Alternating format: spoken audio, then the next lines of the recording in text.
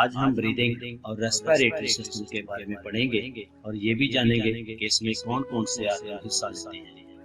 What are the parts of breathing?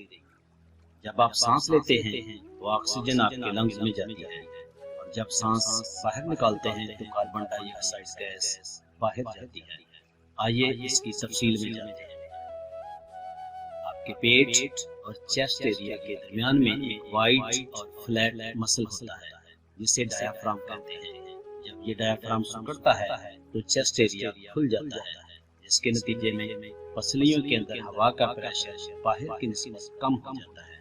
ऐसे में हवा बाहर से अंदर दाखिल हो जाती है।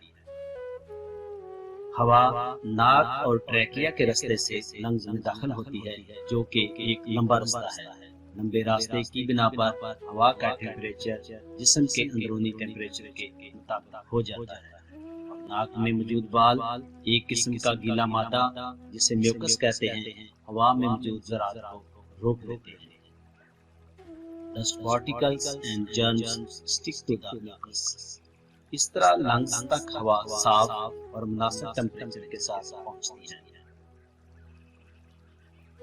जब आपका डायफ्राम रिलैक्स करता है और ऊपर को मूव करता है तो लंग्स के अंदर हवा का प्रेशर बढ़ जाता है, जिसके नतीजे में हवा बाहर निकल जाती है। डियर स्टूडेंट्स, अब आप सोच रहे होंगे कि अंदर क्या होता है, तो ठहरिए, मैं आपको इसका जवाब देता हूँ। ट्रैकिया, जो कि सांस की नाली है, डिवाइड होकर दो ब्रांचेस में बढ़ जाती है, जिनको ब्रोंकाई कहते हैं, और ये दोनों लंग्स में पहुंचती हैं। यहाँ पहुंचकर ये मजीद स्मॉलर ट्यूब्स में डिवाइड हो जाती हैं, जिनको ब्रोंक्यूल्स का नाम दिया गया है। ब्रोंक्यूल्स इतनी बारीक होती हैं जितना कि एक बाल। क्या आपको मालूम है कि हमारे एक लंग में कितनी ब्रोंक्यूल्स होती हैं? जी, सोचिए, जरा अंदाजा लगाइए। चले तो मैं आपको बता देता हूँ। एक लंग के अंदर 30,000 ब्रोंक्यूल्स होती हैं। जी हाँ, 30,000। At the end of bronchioles, tiny air sacs होती हैं, जिनको एल्वियोलाई कहा जाता है, और इनकी तादाद होती है लगभग 600 मिलियन। एल्वियोलाई के गिर्द ब्लड कैपिलरीज होती हैं। ये खून की बहुत ही बारीक नालियां होती हैं। यहाँ पर ऑक्सीजन ब्लड में शामिल हो जाती है। इसे ऑक्सीजनेटेड ब्लड का नाम दिया जाता है, जो बॉडी के हर सेल तक दिल के जरिए से पंप कर दिया जाता है। Cells in our body use oxygen and food to produce energy.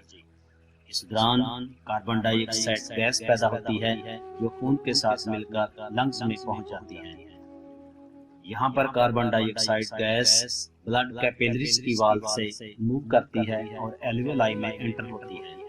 जब डायाफ्राम फैलता है तो पसलियां या रिब्स सिकुड़ती हैं, जिसके नतीजे में अंदर की हवा पर प्रेशर बढ़ता है तो वो बाहर की तरफ हवा मूव कर जाती है। जब हम एक्सरसाइज करते हैं, काम करते हैं, तो हमें ज्यादा एनर्जी की जरूरत होती है, और एनर्जी हासिल करने के लिए हमें अपनी खुराक को ज्यादा से ज्यादा बर्न करना पड़ता है। डियर स्टूडेंट्स, अपने माहौल को साफ रखें ताकि आप ताज़ा और साफ सुथरी हवा में सांस ले सकें। अपना ख्याल रखिए, सांस लेते रहिए और सांस लेना मत भूलिएगा।